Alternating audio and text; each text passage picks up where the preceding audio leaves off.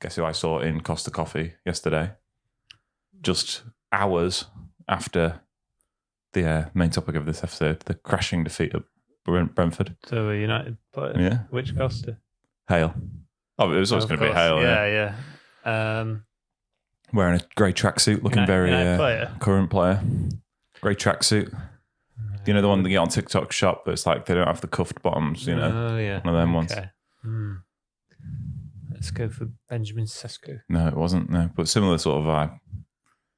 Harry Maguire. No, similar sort of vibe. Does that mean not similar sort of vibe? Yeah, no, definitely. It sounds like you were sarcastic. No. Binder. No. I don't know what you mean by similar sort of vibe. I'm gone for tall. So far. Yeah. He's tall. Lemons. No, not lemons, no. I don't know if I'd recognise lemons. Dermot Mee.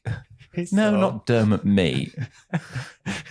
He's tall. Because then I would have said, I saw me in Costa yesterday, and then you would have said, was there a big mirror or something? Tall. Not tall. Just tall. Dallo. No. He's quite tall. Is he? Well, you said not that tall. It might just be tall, but he's not tall. He's... Delict. Yes. Oh, wow. One of my favourite United players. Yeah. And favourite before he was a United player. I always wanted United to sign him. Saw him. I don't know what he was getting. He had his AirPods in. Yeah, Looked sort of, troubled. Yeah, maybe, well, why wouldn't he be? He wasn't having a great time. But, you don't in Costa on your own on a Sunday. But, I'm glad to see he wasn't celebrating. Maybe he needed the coffee to pick him up. Maybe. On a Sunday? Yeah. I thought it was just hours after. Well, yeah, but it wasn't just days because it was Sunday afternoon. Right. So I was thinking for just Saturday evening. Right? No. Yeah, fair play. Did you not fancy saying anything? No. Were you in Costa as well? I went in to have a wee. Okay. But there were people I was with who were getting a drink, so I could have hung around. Yeah. I saw Vincent Kompany in that Costa once. Blimey. One of the centre-back hotspot. Is it the one opposite Boots? It's now Asda. Oh, the one in the centre of Hale. The one in Hale, I saw him in Hale Barnes. Different places. Yeah. Well said.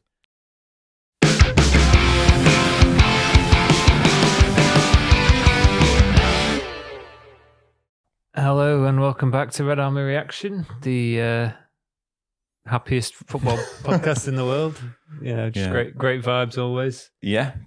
I mean, what a season we've picked to begin this journey into content creation. Yeah, really just bringing positive vibes to people's timelines, not taking it too seriously, having a laugh. Yeah, I do often feel our arrival at Old Trafford as fans coincided with United becoming awful. Yeah. It happened to coincide with the exodus of Alex Ferguson and David Gill. And that's probably got more to do with it than us sitting in, row 52. Hope. If this era of our United fandom spells an even darker era for United as a club, then we really do have to do some soul searching about whether or not we are cursed fans. Yeah, the more we get involved, the worse United become. And as we get named to the board of executives to the League One Manchester United, then maybe that will reach its zenith. Yeah. Not good again. No, we got our one win that we got to talk about. Yeah, that was nice. We only asked for one. Yeah, and they delivered precisely one. Yeah. It was feeling we tried to be more positive in the last episode.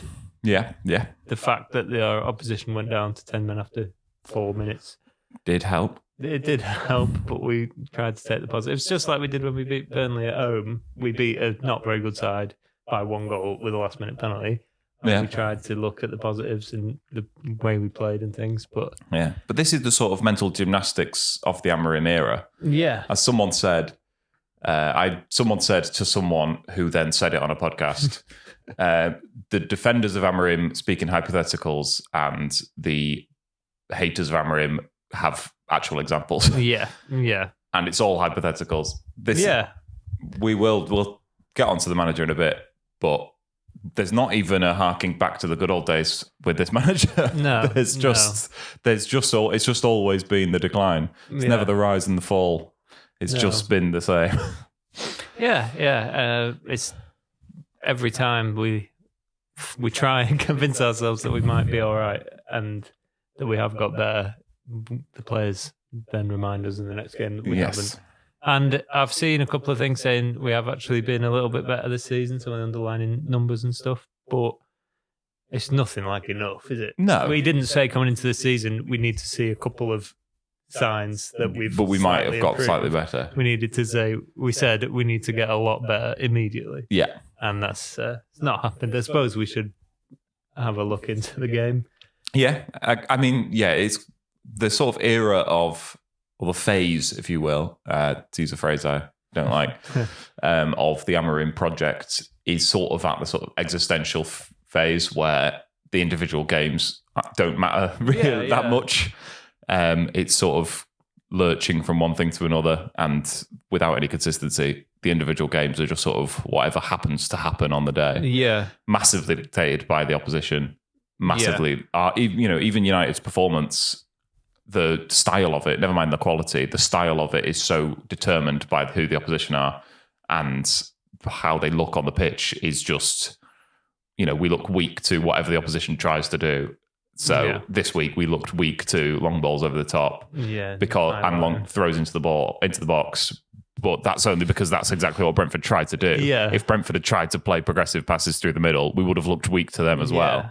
Because however opposition manager wants to play, there's examples of other teams playing that way against United and it working. So, yeah.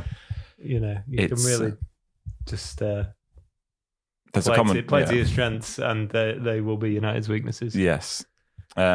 Started really poorly, really sluggish, and a lot of people will have said, that in retrospect you can say that we played a high line with slow defenders and that never works, but we haven't really been done on the break a lot this season. No.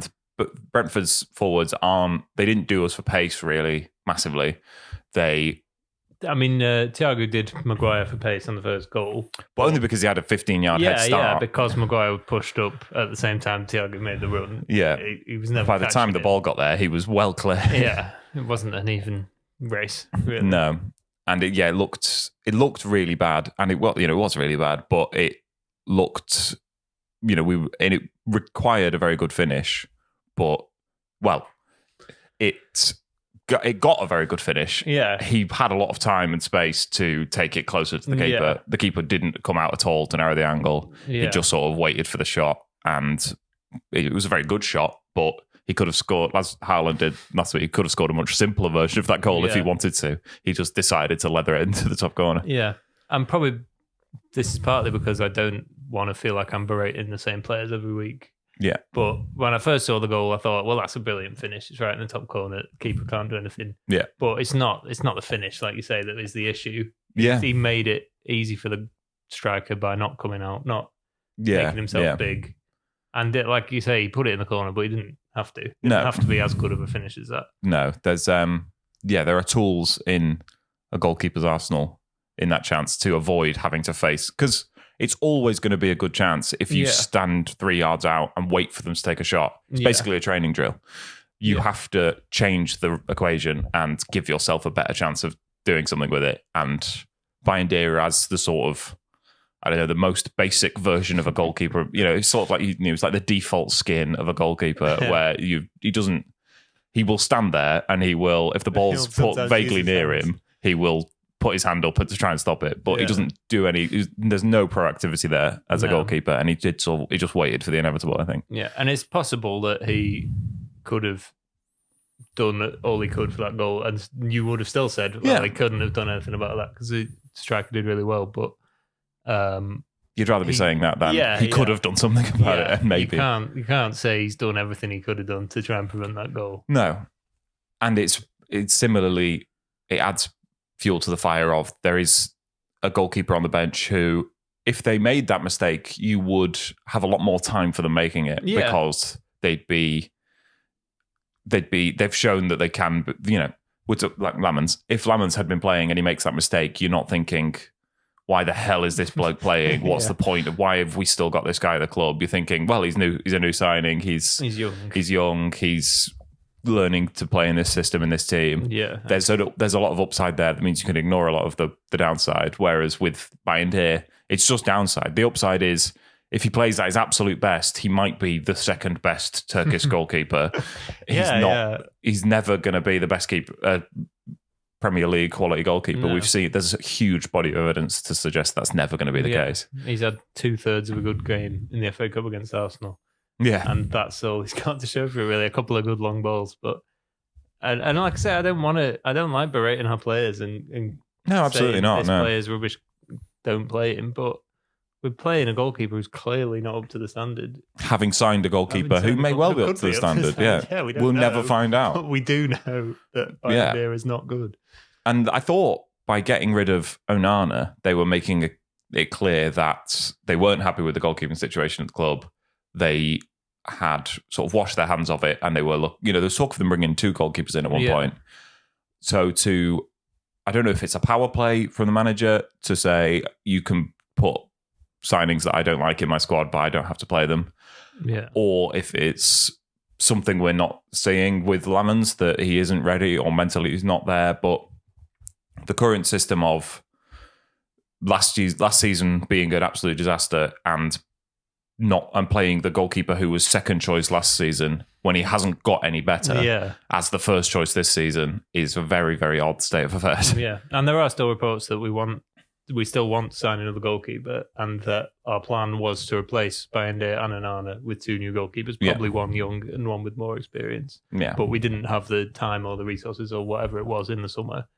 But it doesn't make sense to keep playing Bayende because we've not signed the 2 goalkeepers. We've signed one of them. One of them, yeah. So, like you say, there's no upside to playing Bayende. Even if he's 10% better, which I don't think he is, even if he's 10%, makes 10% more saves, there's no long-term benefit to playing him. No. And we're not at the stage where we are desperate for points. There's a lot of this season left. If it was, I absolutely cannot risk playing this young goalkeeper in case he makes a huge mistake and costs us a point that gets us relegated. We're not at that stage of the season. No. You can give him 5 games to bed in. Yeah. And then, even if then you want to play Bayende, it's not a £70 million goalkeeper. Lamens was £20 million. You can, I'm not saying you write that off, but you're not worried. He's not damaging a huge long-term investment if you play him and he looks a bit shaky. Yeah. But playing Bayende when he is obviously rubbish it's on the long list of baffling decisions made by this manager. Yeah. And obviously we went 2-0 down in the game. The second goal was just a bit... It was quite different to the first goal, but it just seemed so easy to play through us again. Yeah. All out wide. Striker's got loads of time. Yeah. And... I think De Ligt lost the flight of the ball in the air for the first ball over the top, and then they just were at 6s and 7s and they couldn't recover. And Bayern managed to keep it out at first, and then it went straight to them. Yeah, really poor. And again, it's the debate of the players or the manager.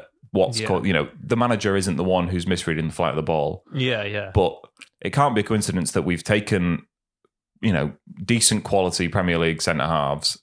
We play them in a system that they aren't particularly used to playing. We ask them to do things in a certain way, and they look so lost. Yeah, they look like they've never met. They look like they've never played at this level before.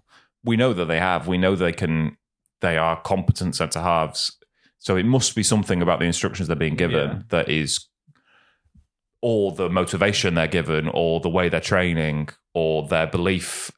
Some motivation, something is wrong with them. And obviously there's a lot of personal responsibility there. They are professionals. They're paid a lot of money. They shouldn't be making basic mistakes.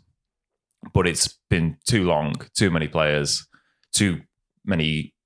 playing below their level for it to just be about the players. Yeah. And I don't believe these players are, uncoachable. And the manager is doing everything he can, but he just can't get a tune out of them. And there are times where you look at all 3 centre-backs going after the ball, and you think, well, surely the manager's not telling them to do that. No. But the manager's been here so long, and they look like they now look like they are uncoachable. Yeah. That they make just basic decisions wrong. Yeah. And you have to think, why is that? Like, what is the manager telling them that is causing them to play this badly? Yeah. Is he giving them instructions to say, you need to do this, and they're not following them? Or, like, what is the reason that they're playing this badly? I don't understand, really, at times. It's very easy to say the manager's coaching is non-existent. And I think the coaching is very bad, but that doesn't always make sense to me when I look at the players doing these. No, that's not. That isn't coaching. No. Or it's not specific coaching. But I think it does speak to, you've got Unai Emery, who has got, Pau Torres is a good defender. No one was thinking of Concert playing for England when Unai Emery went in, really, or he wasn't seen as a top level centre half. But then a system is built where they can look like Champions League level centre halves. Yeah. You've got people. Saw people saying, "Oh, we couldn't get Glasner in because not a single United centre half can play like or is at the level of Palace's centre halves, like Gahey and Richards," and that isn't true. They've looked better for the last year because they're playing in a good team that plays well, and it's sort of a catch-22 where players play well when they're playing in a good team, but a good team is because they've got good players. Yeah. But you can't tell me that, Maguire is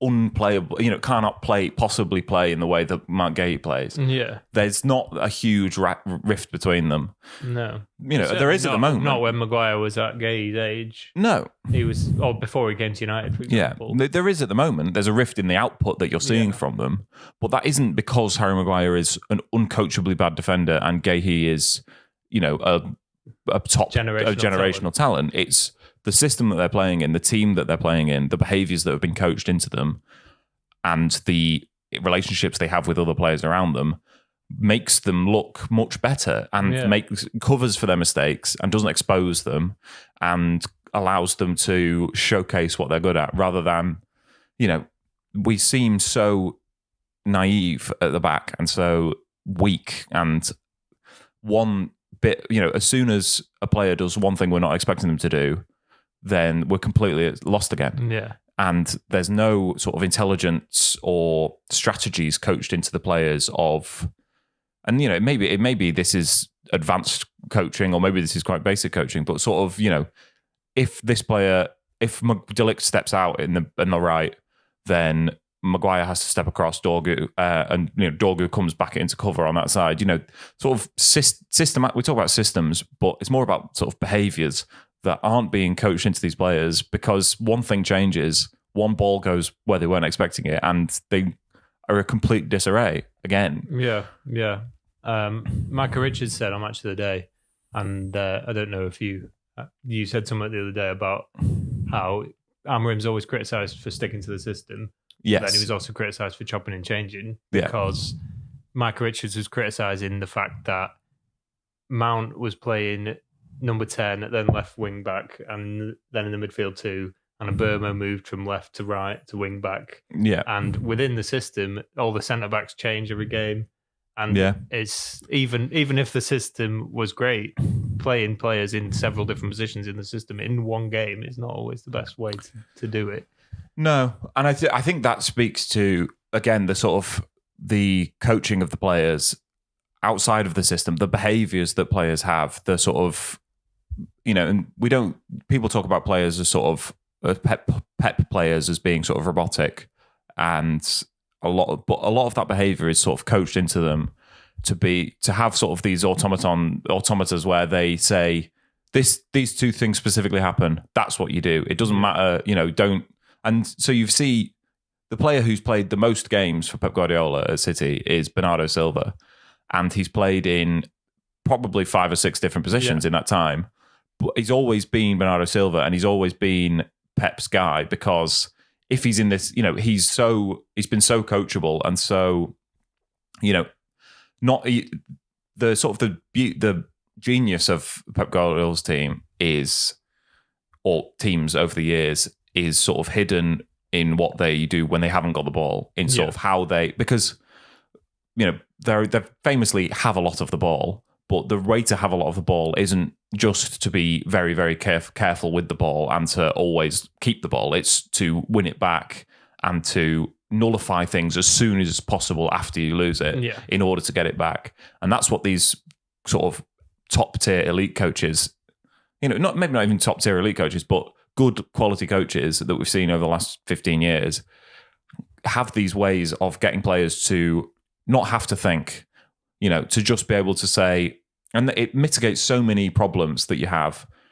that are issues in this current United side where one player goes out and you have to change the whole system because you don't have another player who can do what Lisandro Martinez does or what, Lenny Yoro does on the ball. So one of them goes out and you have to change everything. And these players don't have that sort of rote behavior or the sort of default behavior of knowing what to do most of the time.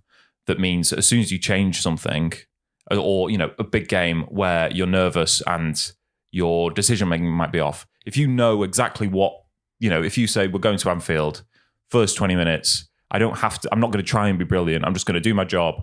The coach has instilled in me this way of playing where I'm confident that if I do exactly what I'm supposed to do in these situations, even without a lot of, any sort of genius thinking, then we will be fine. Yeah. And that's the sort of the thing we've not seen. We've never seen a coach do at United. Not just the current coach. We've never seen a coach get to that level of this team, even when they're not playing well, or even when the opposition is playing very well to a higher level, this team, they look like they know what they're doing.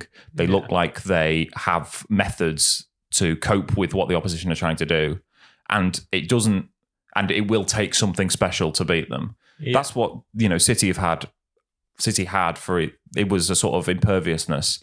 It wasn't that they never made mistakes or they never got anything wrong, but the system was set up in such a way that it would take someone doing something very special or something very unique or something they weren't, something that absolutely blindsided them in order to create a goal.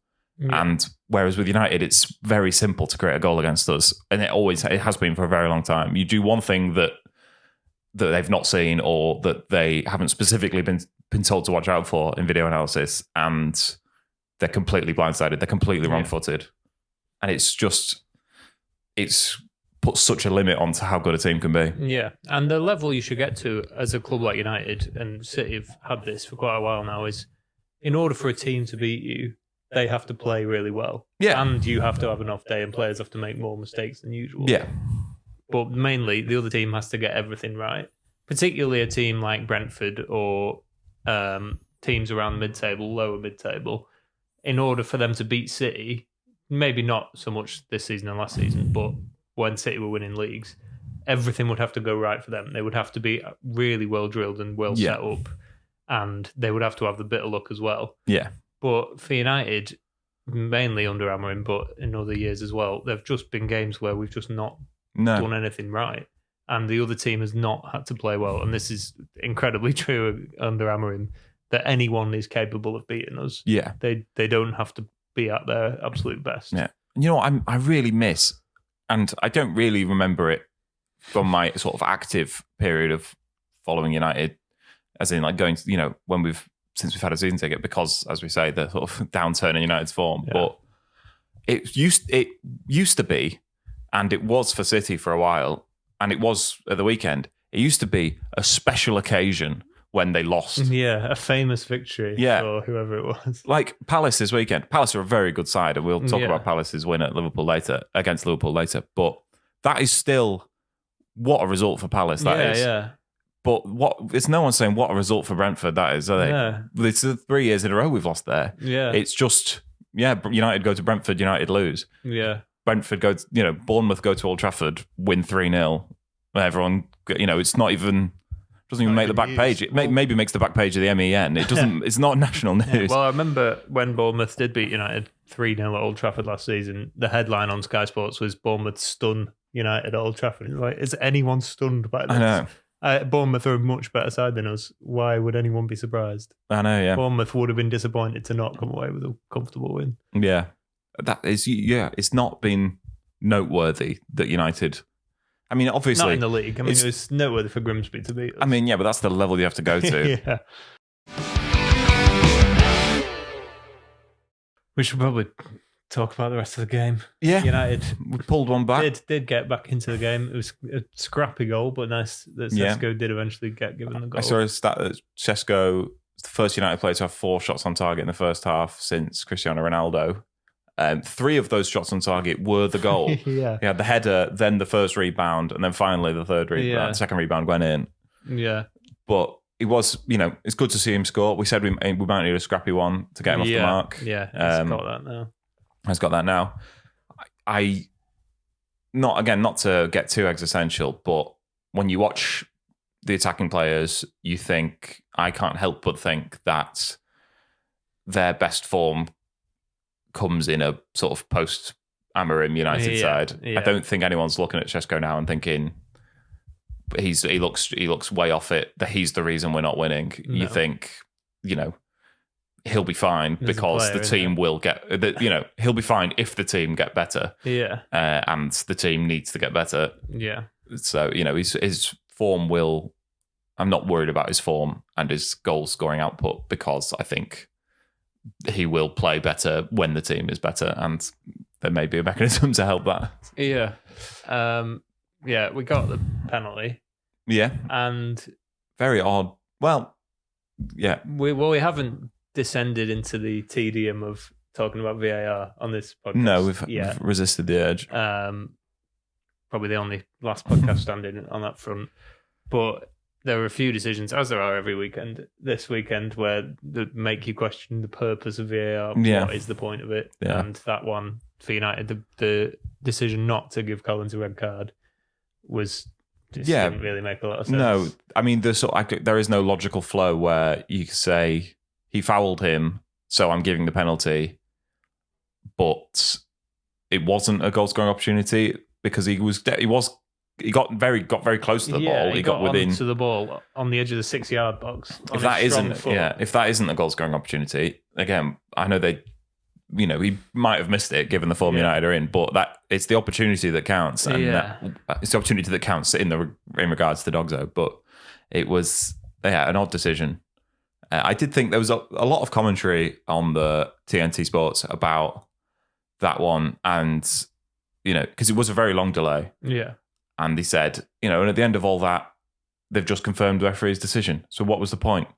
And the point is, if they don't confirm the referee's decision, but they can't know that until they get to the end of that process. Yeah. If every VR decision they said, yes, and we have confirmed the referee's decision, they never overturned anything, then yes, I would agree that they should never spend any time on them. But they have to examine them to decide whether or not to do that. So if he could have very easily overturned the yellow card and given a red, and then it wouldn't have been a waste of time because, well, I do think, I'm not saying United deserve to get anything from that game, but you have to imagine if that goes to 2-2 and 10 men, then there's a lot better chance of United getting something from the game. However, it didn't go to 2-2.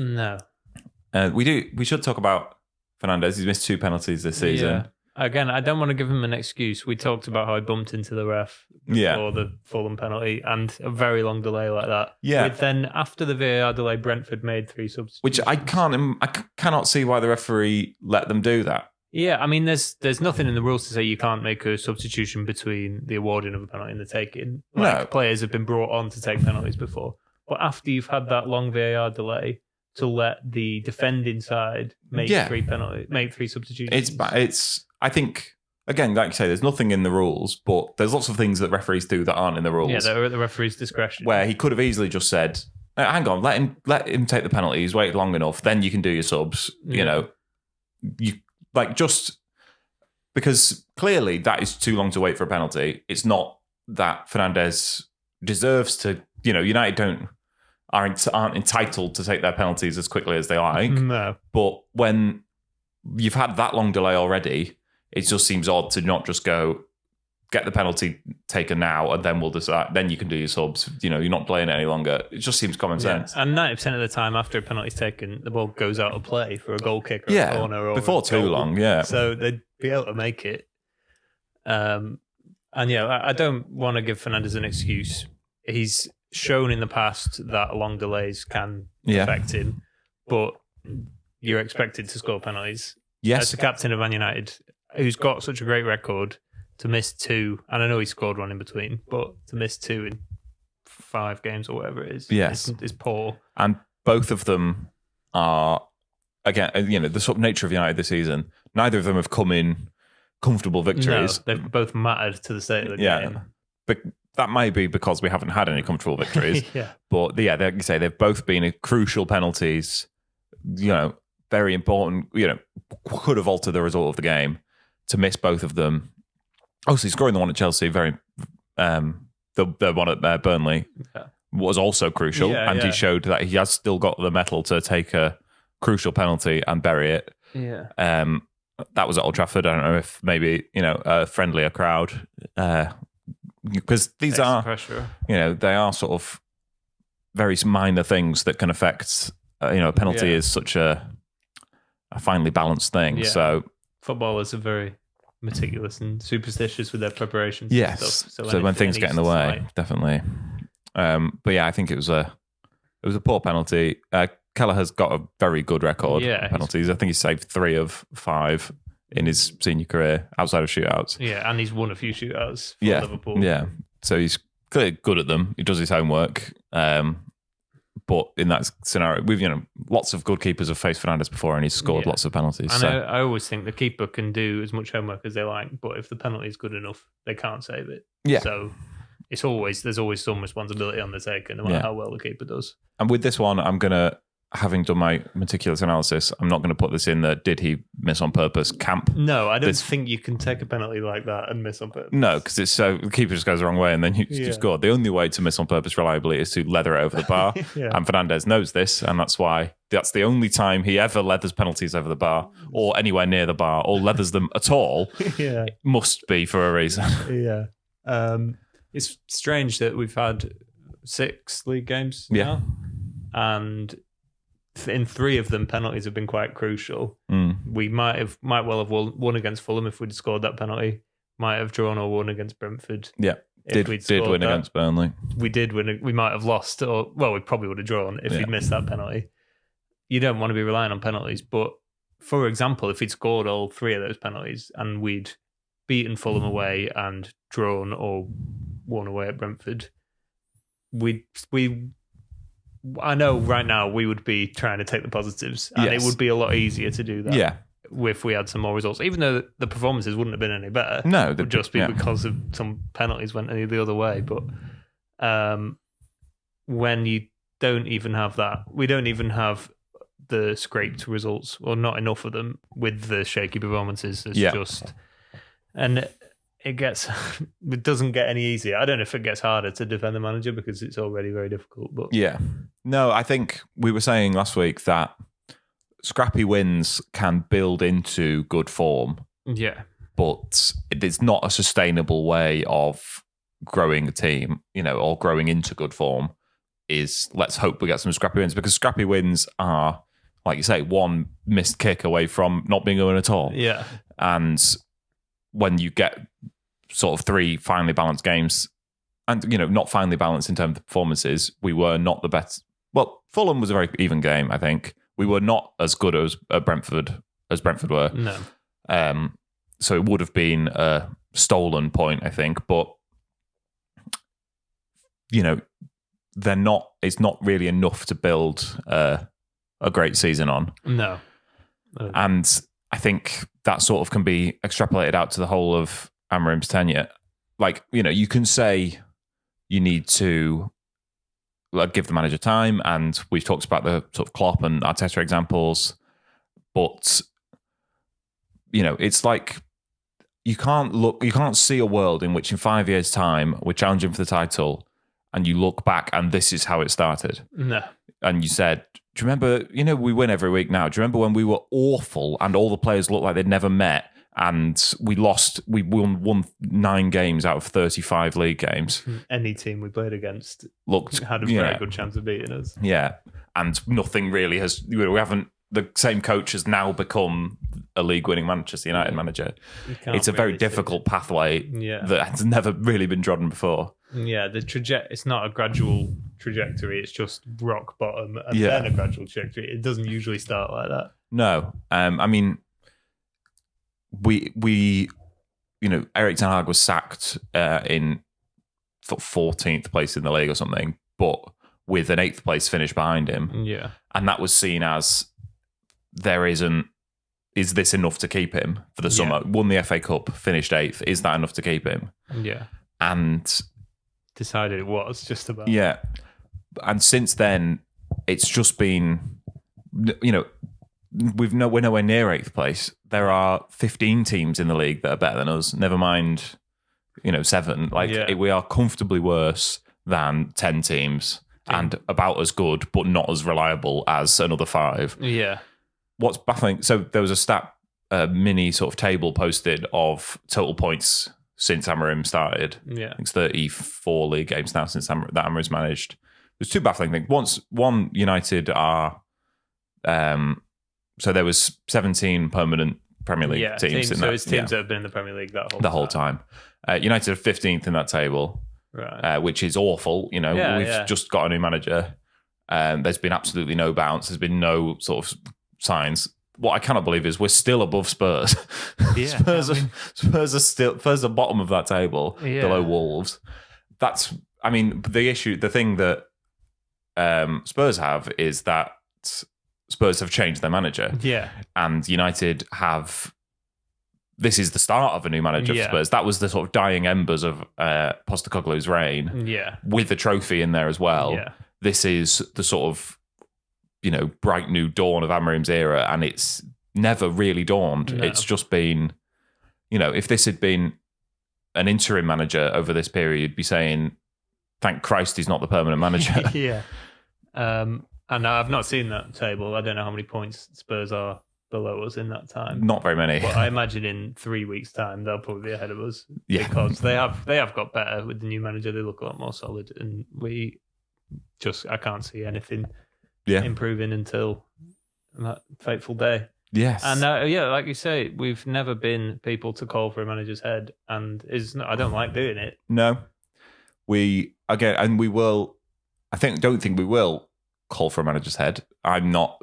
I'm never going to be the person who says they absolutely have to sack him. No. But you can talk about I'm not.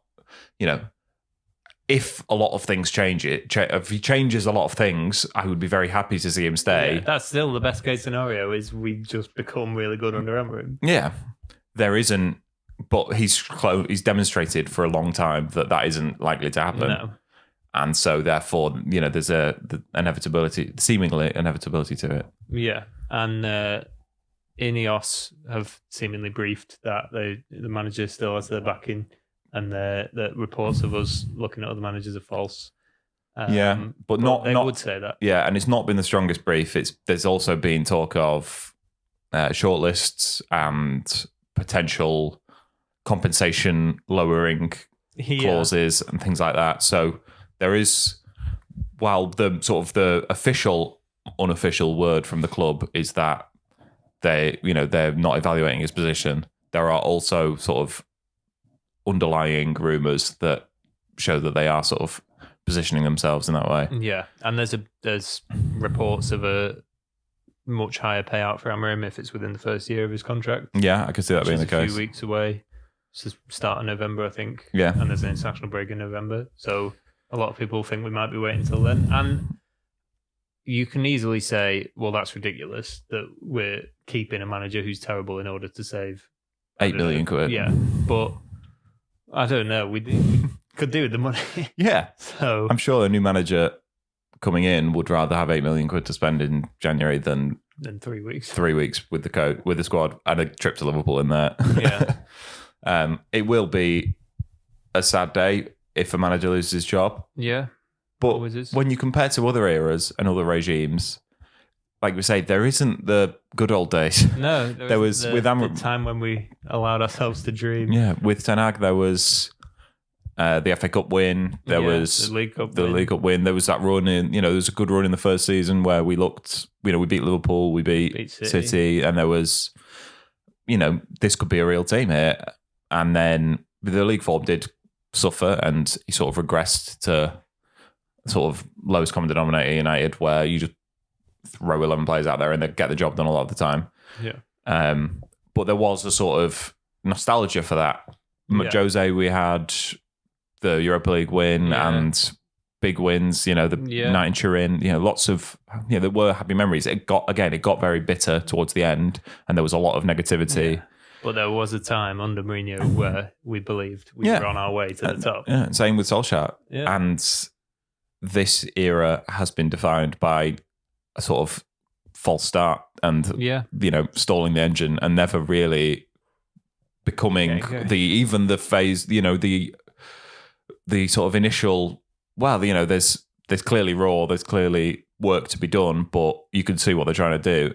Yeah, we never really tried that at times, but when it's never got very little evidence, it doesn't really look like we've ever really had any belief that it will go anywhere.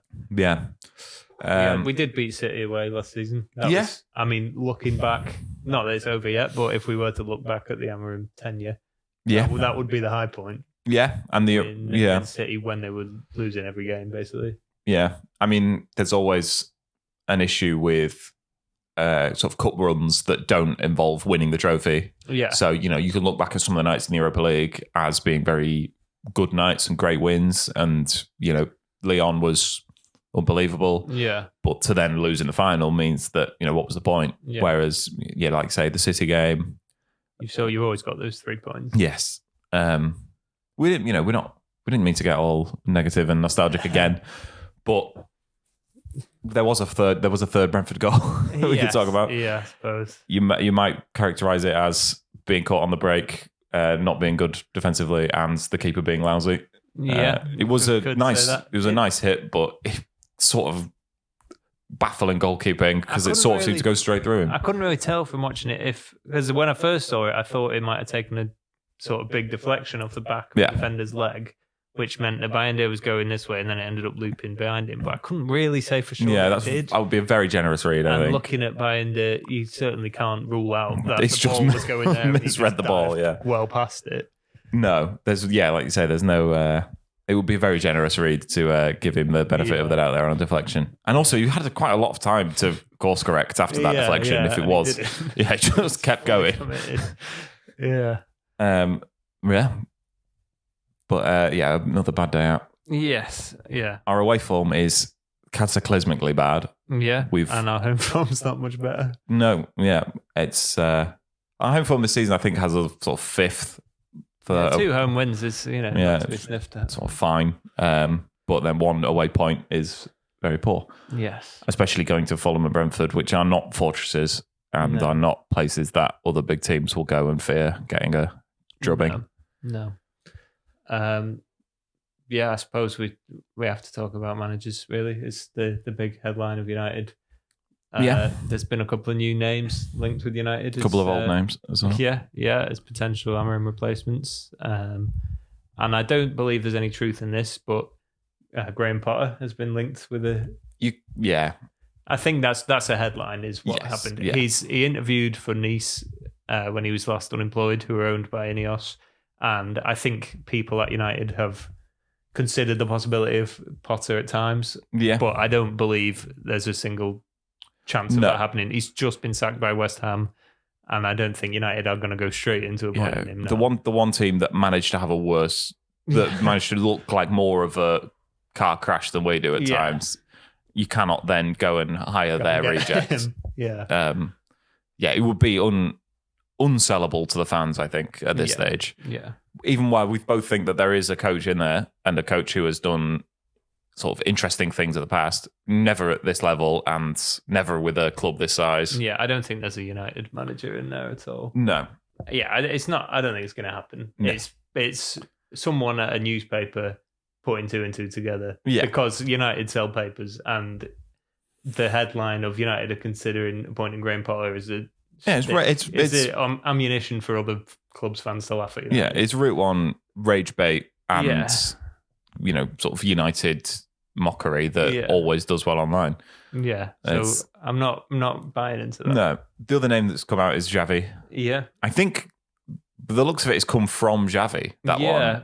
Fabrizio Romano has been saying that Xavi would be willing to come to United immediately. He's distanced himself from the Saudi club rumours and said he wants to manage a big club in Europe, and United are a big club geographically located in Europe whilst not playing that. Yes. So there is. He ticks a lot of boxes.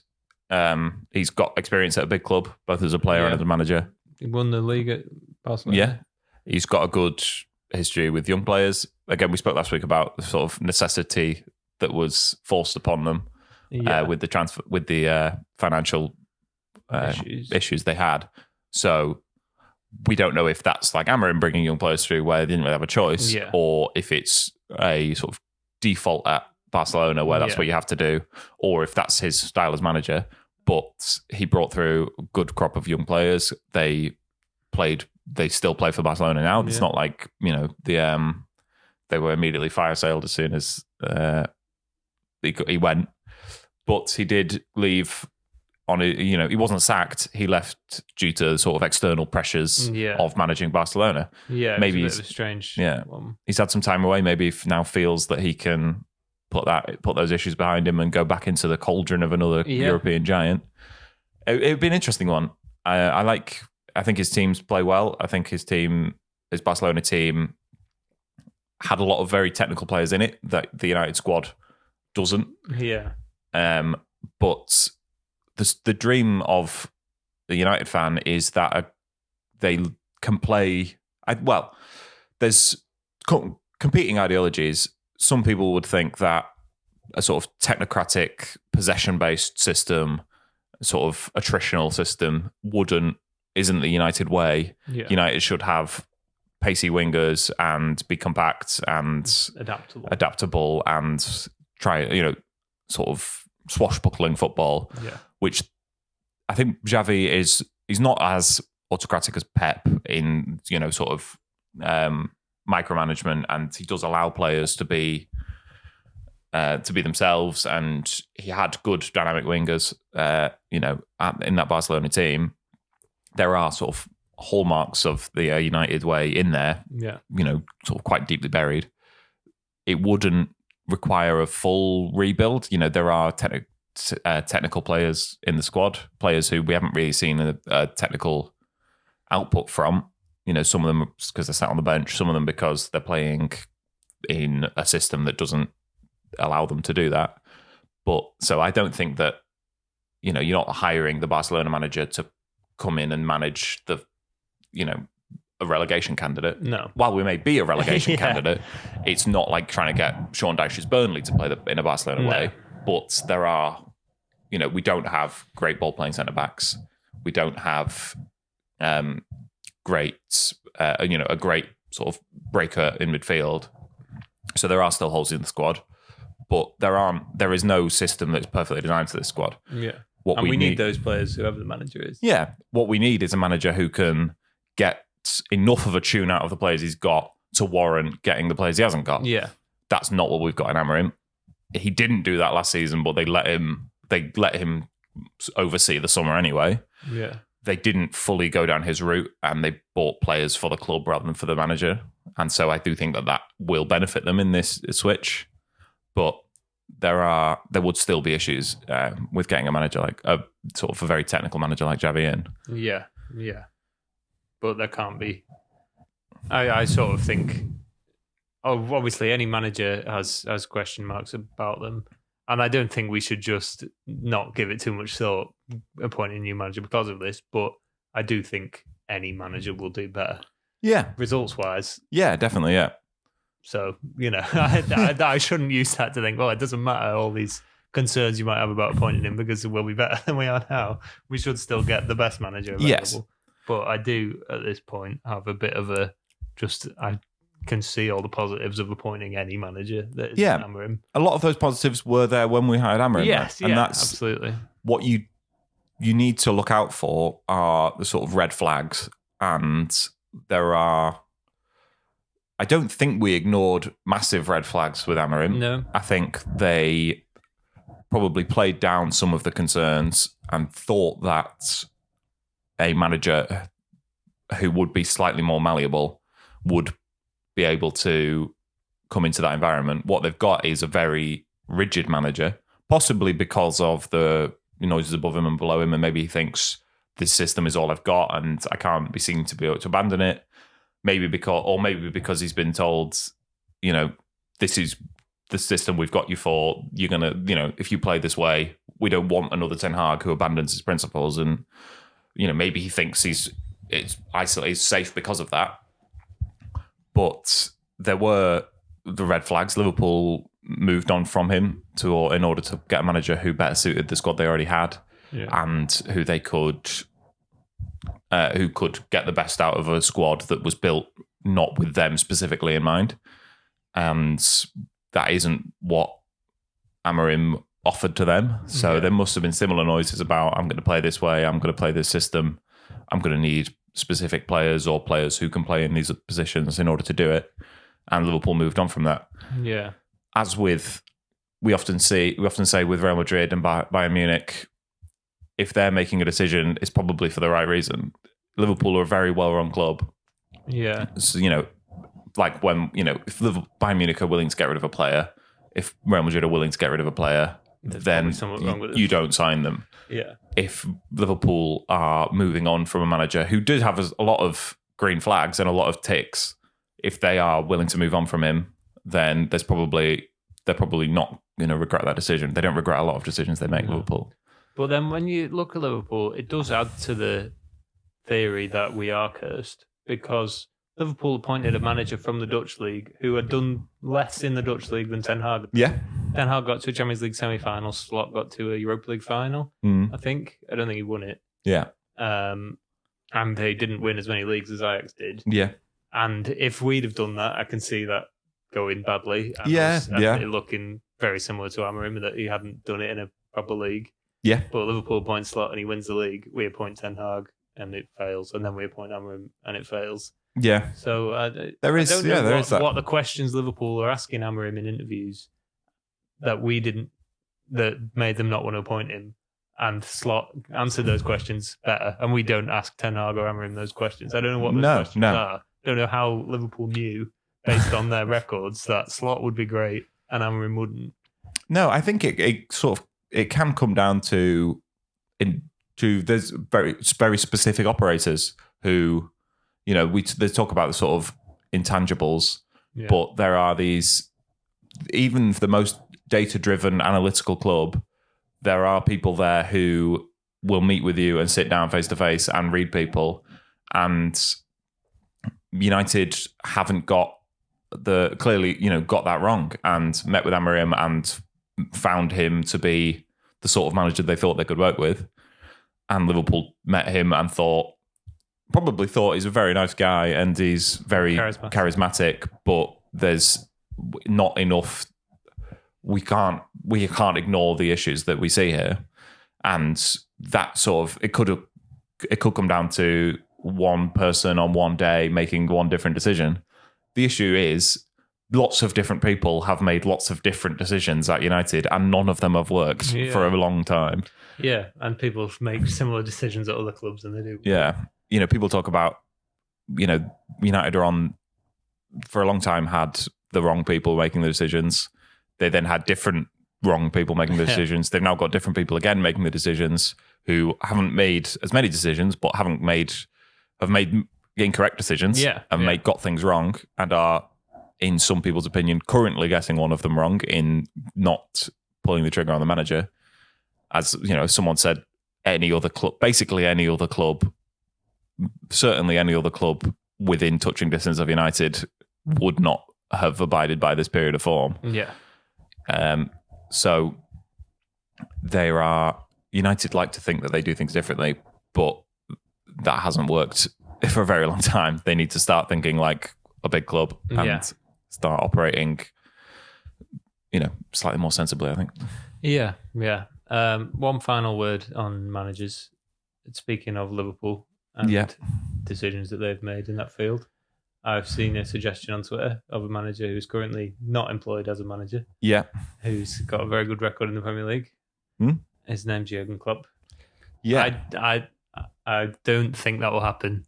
I do not think Klopp in a million years would take the United job. But we might as well ask. Yeah. I mean, we spoke about how there isn't that outstanding candidate. There isn't a manager who has the CV at a big club, who is gettable. I think that's the holdout in Klopp, is that he isn't gettable for United. For United, no. He'd probably be gettable for Real Madrid. Yes, but he wasn't sacked. He didn't go through a massive downturn in form. There was a slight downturn in form. They finished below Erik ten Hag's United, so they can't have been any good. But there is basically, if you are throwing, let's say, you had a genie to say, who would you like to come in and manage United next? Then an un-Liverpool tainted Klopp would be the answer. I think he is. And I do think that's one thing that United haven't gone down. There is sort of a vibe around German managers. There's around the sort German of nerds.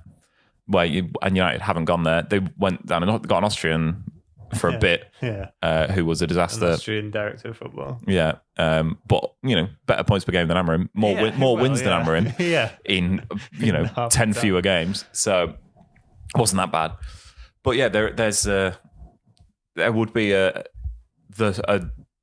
all-time football story, I think, if the sainted Liverpool manager who won got them the league after 30 years, won them the 6th Champions League, is, like you say, sainted, hallowed, messianic in the halls of Anfield. I can't see it happening personally. No. I think stranger things have happened. People always, that's always the thing people would say about a story like this. Stranger things have happened in the world. There's not really a modern football story that would. Is it Benitez to Everton? Yeah, but again, a similar example was Mourinho managing Spurs. Chelsea legendary manager, but both of them, their tenures went downhill at Liverpool, and there was a big gap, bigger gap. Yeah, there was a lot of time, and they both did not very well at those. Their second clubs. So Mourinho didn't do great at Spurs, and Benitez didn't do well at Everton, and then they went back to being a legend at the first club, really. And I think Liverpool fans find it quite funny that Benitez managed Everton and did terribly. And then admitted afterwards that he couldn't really get past the Liverpool thing. But still stayed in the job for as long as he did. And Mourinho has since said that the only club where he doesn't have any kind of rapport with the fans is Tottenham. So I think Chelsea fans still quite like Mourinho. And also I can't speak to Liverpool Everton, but Chelsea Spurs isn't United Liverpool. No. Because then the size of the two clubs relatively, there isn't that global thing. There isn't that great history of two massive clubs there. So there just isn't the intensity. No, they don't like each other, but there isn't the intensity to it. The United Liverpool is the one. Klopp is the Liverpool guy. And so I think to come into United and for it to work would be, well, one, it's sort of, like we say, it's unforeseeable. You can't think that it would happen. But the response that would get from Liverpool, if he managed to save Liverpool and then undo all of that goodwill and become possibly the most hated man in Merseyside, by making United, knocking Liverpool back off the perch the other way. But, never say never. No. If he fancies a challenge, Yeah. I think if he really wants to prove himself as a great manager and, to beat Pep to the league with Liverpool and then beat Pep to the league with United, why not? Stretch your legs. Yeah. Should we go around the grounds? Yeah. Let's go around the grounds. Little sting there, I think, maybe another piece of royalty-free music. Yes. It's good to have a name. It's not the most imaginative name. No, it's what it does. What it says on the tin. Yeah. We can talk more about Liverpool. Yeah. The jamminess went the other way. Yeah. I really thought when it went to 1-1, I said they're going to win this. Yeah. But I didn't say who. I just said to myself in my head, they are going to win this. Yeah. And I was right. You meant Palace. I did mean Palace, yes. Yeah. I obviously meant Palace. Yeah. I mean, looking from the highlights, Palace could have been 3 or 4-0 up in the first half, even. Alisson worked hard. He's had plenty to do. Yeah, and not for the first time this season. If Liverpool had got the draw there, it would have been jammy. And it would have been... I mean, they wouldn't have cared because they would have 5 wins and a draw in the league. Yeah. and a draw away at Palace, who were unbeaten in 17 games, would have been good, a decent result. But I'm really glad that Palace managed to go again after conceding the equaliser, because it was just incredibly Liverpool this season to get that equaliser after having been battered. Yeah, but I'm glad that justice prevailed there. Yeah, Palace did. They're a great side, Palace. They are, yeah. They're a proper side. And it does speak to, I think, the fragility in Liverpool and the sort of the murmurings that while they have started very well, they aren't a brilliant side. No. They're functional and have lots of good players and are good enough to win most games, but they aren't a scarily good side. No. And Palace just have this knack about them now where they look like and they're probably not going to win the league, but they probably are going to finish above 12th. If they keep the manager, which we've said, we wouldn't mind. He's on the list. He's on it. It would be on any club's list. Yeah. For the rest of the season, and you'd expect. I think his ideal version of this is a great season at Palace and then a big job at the end of the year. Yeah. I think that's probably what Iraola has in mind as well. Yeah. Because they're not. He's shown he's not that level of manager. He's probably the level above that, and they all want to try their hand at the level above that. But they're a great side. They've got. They look cohesive. They look like they know what they're doing. They've got some great players in there. Like Adam Wharton. I know it's always the case of why didn't we do it, but he looked really good at Blackburn, and people could see he was probably going to be really good. And it wasn't an extortionate fee. And always when United come knocking or when Chelsea come knocking, they double the price. Yeah. But one good season, 2 good seasons at Palace, and it's looking like 5 times the price now. Mm. Yeah. And when you look at Palace, when you look at where they are in the league and how they've started this season, maybe Glasner does think that he can win the league. They can get qualified for the Champions League with Crystal Palace or something. He's won them at the FA Cup, which is the first trophy in their history. And it's obviously early days yet, but they've started the season really well, and it wouldn't be out of the question for them to at least stay in the sort of top 6, maybe. Yeah. I mean, we saw Forest do it last year. Yeah. They fell away towards the end, but there's no, that there was a sort of a more tumultuous environment at that club. Everyone seems to be pulling in the same direction at Palace. There's every chance that the wheels don't come off. Yeah. The manager stays all season. They keep the core of the players fit. Makes some more good signings in the summer. Yeah, they've not got Dougie anymore to sort of raid the Championship, but they are pivoting away probably slightly from that business model to try and elevate themselves above lower mid-table in the Premier League. So there's every chance that they have a great season, sort of an all-timer season. I saw a Palace fan saying there was a very long period where people would always come to you and say, why are you a Palace fan? Why do you, what's the point? And he said, this bit right here doesn't feel anywhere near as good if you weren't there for that bit. Yeah, absolutely. You cannot phone it in when they're bad and then take the same level of joy from it when they're great. You have to stick it out, and it has to be a sort of a core belief that is your team. And that's, we're not going to compare United's current form to Palace's entire history of not winning any trophies. And almost going bust. Yeah. But there is definitely an element of, sort of perhaps in reverse, being made to pay it back for what we, all the joy we got. Yeah. Are we still United fans because we know that once we get good again, it'll be worth having suffered through this? Or do we just became United fans when they were the best team in the world, and now we're not going to stop? Now they're not. Well, obviously we're not going to stop ever. Yeah. One of my great fears in life is that United will never be good again. Yeah. Alongside my fear that Doctor Who will never be good again. But you can't separate the two. You can't say I'm here, but only because I think one day I will be rewarded for it. Yeah, no. We're here for the duration, whether regardless. or not we get anything back from it. I do think there's not an inevitability about United being good again, but there is Well, we always know that it could happen. It could happen, as a Palace fan, prior to the last it couple may of never seasons, have happened, yeah. Plenty of them probably thought they would never win a trophy. Yeah.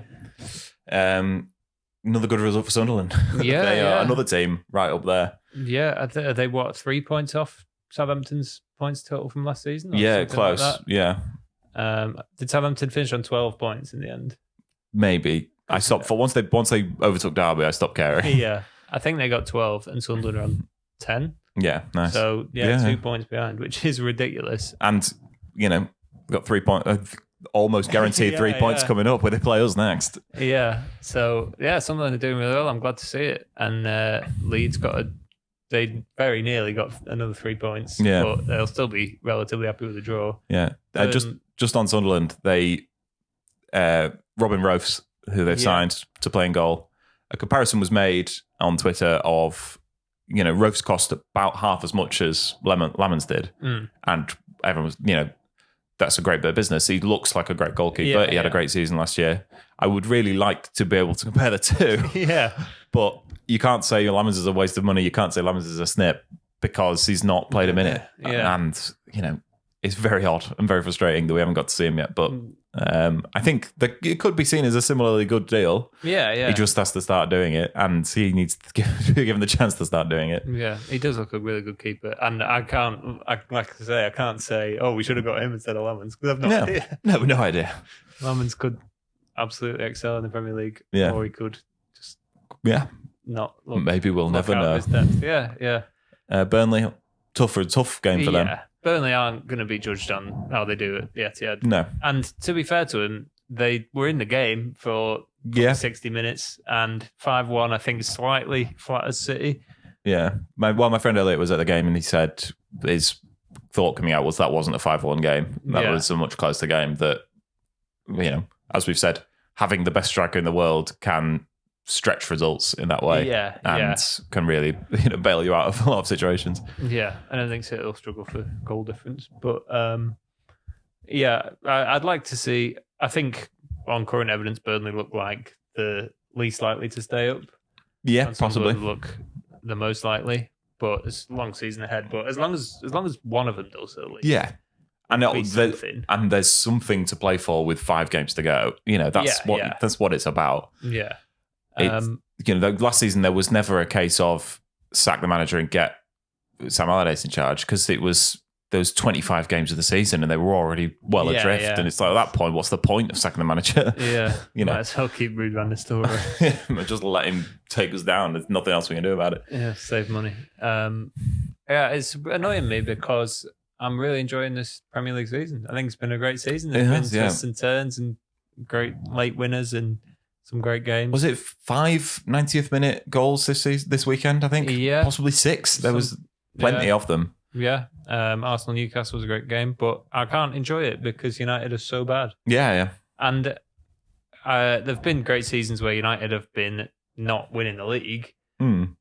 So I don't need that in order to enjoy the Premier League season. I just need United to win a few games, win a decent amount of games. Yeah, because I can't enjoy the weekend as a whole unless United win. No, I think it's a reasonable expectation to say that you need to be able.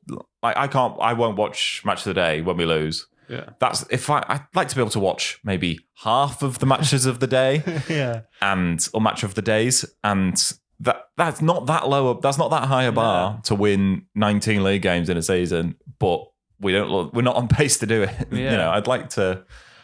You need a minimum level of United in order to be able to stomach caring about the Premier League enough. Yeah, and I see that one of the 3 o'clock games was really good. I'm like, I want to watch that Match of the Day. But if United have lost, then I don't. No. I wish I wanted to watch it. I wish I could enjoy these other games that aren't United. But it's just Another thing is, I think this podcast is better when United are bad. When United lose, I think the episodes after the City game and this one have been better than the ones where we've won. Probably. I think it would be interesting to see a world in which I'd like to talk about United not in such existential terms of we can, because the game, like I say, the games sort of feel irrelevant at this stage of the of the phase, where the sort of individual moments of the game speak to a year of form rather than you can analyze the actual individual moments of a game. Because, like we say, Maguire misreading that ball is Maguire misreading that ball, but Maguire playing in a team that concedes the most goals in the league 2 years in a row is much more important to talk about than that moment of that goal. Yeah. It feels like we can only talk about these things so many times. Yeah. While that's still the case. But I'm enjoying doing the podcast, when we do win. But you've not had too many of them to suffer through. No, I think it would still be good if we were winning on a regular basis, but the wins now feel irrelevant. Yes. Like we've not become perfunctory. Good. Yeah. And a lot of content creators have been accused of wanting their team to lose because they get more views and things. There is, I think, it massively depends on the type of content. Yeah. So a United podcast that I haven't listened to since we started doing this one because I didn't want to prejudice myself, which is no question about that. Formerly United Rant. They always said that they did better after a win. Yeah. And I would always prefer listening to it after a win. Yeah. That sort of considered actual analysis of a game with likable people is probably much more stomachable after a win. Yeah. But hate watching is the name of the game. Yeah. No one's listening to United Rant when we lose because they get great joy from listening to them moan about about David Moyes. But people do watch Arsenal Fan TV when they lose. And Mark Goldbridge when they lose because it's very palatable. It's very short, watchable content, memeable content that is much more funny and memeable when they lose, and there's something for them to yell at and moan about rather than when they win. It's like, well, they won. Who cares? Yeah, and I want this to be popular with United fans mainly. If other fans of other clubs want to listen because they think it's good, then fair play to them. But the people who are going for clicks and do better when their team loses, and you've got all the other teams' fans added together. Whereas if you're just tailoring it for one club's fans, like it. I don't care that they are hated by certainly a mass majority of match-going United fans. Yeah, and that's not their audience because why would a match-going United fan is never going to watch a watch-along stream. No, they're never going to watch. They're going to be watching the game. Yeah, they're not going to watch fan cams because that sort of content you can just get from walking out of the ground and sitting in the pub. You don't need to get that. Whereas international fans and rival fans who aren't at the game, they're much more likely to consume that. It's much more for them. So that's not the sort of content we would like to make or that we watch, really. Yeah. And then a lot of people, they start doing their own club and then they branch out into doing the whole league. So maybe one day. Yeah, one a week's enough for now, I think. Yeah. Both work full time. Yeah. Well, I know for a fact we have one non-United fan listener, avid Burnley fan. So we've got to cater to the. That's why we do our around the grounds segment. Oh, sorry, we slagged off Burnley again. It's fine. Should we look forward to Sunderland? I'd love to. I won't be. You'll be at the game. I won't be there. But another tough test. Another game that we cannot take for granted. Absolutely. No. And the kind of game that you would like to say that should be 3 points for United. But both United and Sunderland are stopping us from thinking like that because Sunderland are a lot better than a lot of people expected, and United are no better than what people thought. No. So it used to be when a relegation candidate turned up at Old Trafford that United would expect to win, but now United are the relegation candidate. They turn up to Old Trafford a lot more often than they used to, than relegation candidates used to, and don't win with much higher at a much higher rate. No, and like I say, Sunderland are looking all right as well. Even if Sunderland were rock bottom of the league, I wouldn't be that confident. That we wouldn't be. We beat. That would be 3 points. Yeah, West Ham show up next week, or when West Ham show up, I'm not gonna think this version of United should comfortably beat them. No. But Sunderland have looked... A decent Sunderland. We could really be in trouble. Sunderland have looked better than Fulham and Brentford so far this season, and they both got results against us. So absolutely, no reason we should be confident for 3 points. Do you think Lamans will play? Because I've seen the argument that maybe he's waiting for a home game maybe. Right, but not Chelsea. Well, it's at 3:00. It's Yeah. not against the Big Six side. Yeah. And like I say, not on the telly. No, I mean, people are trying to find reasons why he hasn't played him yet. And that could be one. There's no reason to not play him. Coming off the back of a poor, not that the heights of Bayern have ever been that high, but this was another poor Bayern game. It's very justifiable in dropping him. Yeah. Not that I think you need a reason to drop a keeper who's never been very good, and you've just signed a young, exciting keeper. Yeah, but there's the only reason now, which I think is probably the actual reason, is that the manager doesn't want to play him. Yeah, and I think that will hold for this game. The manager doesn't want to play him, and therefore won't play him. He's another player that I put in the pile with Šeško of. We'll probably have to wait for a different manager before we see what they're actually like. Best of them, because I think systems and tactics and formations have a much less effect on a goalkeeper. I just don't think he'll play. I just think Amorim wanted Martinez. The club thought that for potentially more money and much higher wages, a much older goalkeeper, it wasn't worth the hassle. So, and maybe they were right, maybe they were wrong. We won't know until we see Lamens. Maybe Lamens comes in and flounders and is a waste of money at 20 million. Significantly worse than Bayern. No, I don't see him being significantly worse than Bayern. I can see him being not the answer, and Martinez may have been the answer. Yeah. But the club made a call, as they did with the striker, that while the manager thinks that an experienced player who can steady the ship and come in and not have that experience at this level is more important, the club seem to think that a player that there is a resale for, or a growth, and they can get the value can keep increasing, was more important. And we won't know until we see him play. And we may never know. We may never know if Martinez would have won us the league this season, but until we see him play, we won't know. And I don't think we'll see him play under this manager. No, probably not. However, I don't think that will be an issue for that much longer. Much longer, yeah. I take it we don't think that Amorim will be sacked before the Sunderland game. No, he would have been. You do it on the Monday. Yeah, I think, or at least we would be hearing things that it was on about to happen. I don't think what you definitely don't do is you let him do the pre-match press conference on the Friday and then sack him on the Saturday and have a different manager do the match on a Monday. Yeah, this is West Ham, which is what West Ham have done. Yeah. A club who have made as many baffling decisions as United have, and slightly lower stakes decisions, but who are just sort of lurching from one position to another.